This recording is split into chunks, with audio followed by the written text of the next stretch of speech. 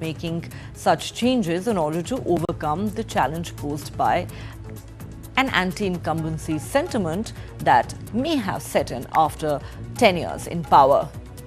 All right, Brijesh Pandey has more on this story. Brijesh, this isn't the first time that the BJP has deployed this strategy, for example, they've done this in a lot of state assembly elections, dropping a lot of sitting MLAs, including ministers, to counter the perception of anti-incumbency. But the scale on which it is happening now, ahead of the Lok Sabha polls, is quite remarkable, given that it is still believed that the popularity of the BJP and Prime Minister Modi remains intact, even after 10 years in office.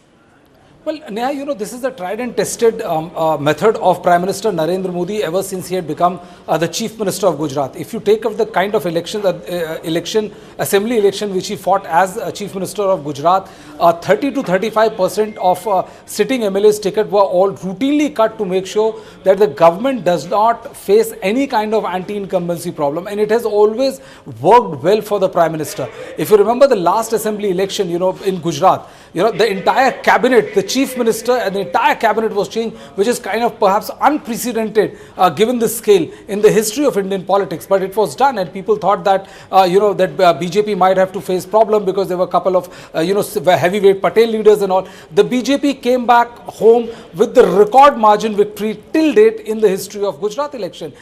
So that is the reason why, if in 2019 is any indication to go by, in 2019, Neha, they cut tickets of 42% of sitting MPs. And look where it got BJP. It got BJP to breach the 300 plus mark. So right now the figure is at 34%, but I'm 100% convinced that in the coming tickets, for example, the BJP is yet to declare the ticket of Brij Bhushan Saran Singh and others. There is high level chance that tickets of those individuals might also be cut, and the percentage can increase from 34% to 37-38% in this 2024 election. Yeah. Right.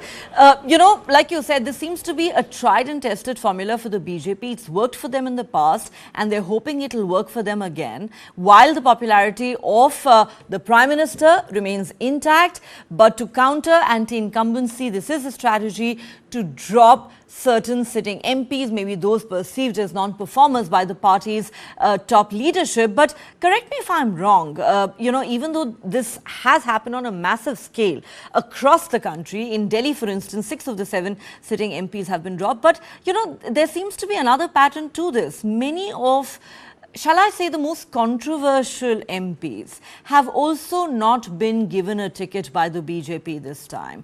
Whether it is Pragya Singh Thakur, Parvesh Verma, Anant Hegde, some of these people are known to have either been involved in criminal cases or have made some very controversial remarks, either pertaining to the minorities or with regard to the constitution. All of them have been axed this time. Well, Neha, this time what the BJP is trying to do is that into the third term, they also want to make sure that, the focus is not on these people who have a run-in either with the law or have made several controversial statements, which has always landed the party in soup. This time, they don't want that kind of controversy because, it will be, if the BJP comes to power, it will be, Narendra Modi's hat-trick. And I think in the hat-trick term, the Prime Minister wants a clean slate to begin with, and that is the reason why, because many people were surprised when Pragya Singh Thakur ticket was dropped. But if I can take back your memory to 2019, when the Prime Minister was giving a series of interviews, in one of the interviews, the Prime Minister had said that, what she has said against Gandhi is something which has hurt me, and I will see to it that this does not happen again. I think that has resulted in a loss of ticket for Pragya Singh Thakur. Same is the case with Anant Hegde. His one statement that if we get this kind of majority, we will go and change the constitution of India.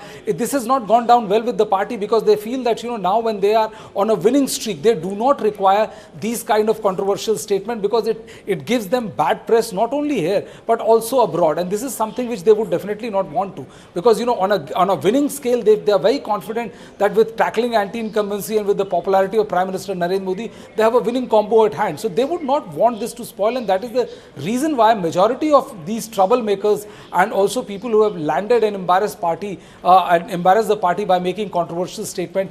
This time they have been let go of by the Bharatiya Janata Party.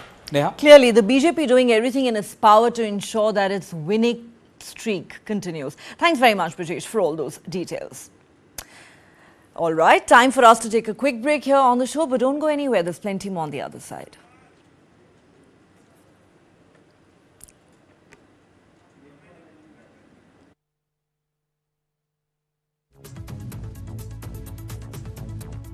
Start with the end in mind. You need to know where you want to reach. Every morning that we wake up, we are exercising our choice. The destiny is decided. The results are known that I'm going to win.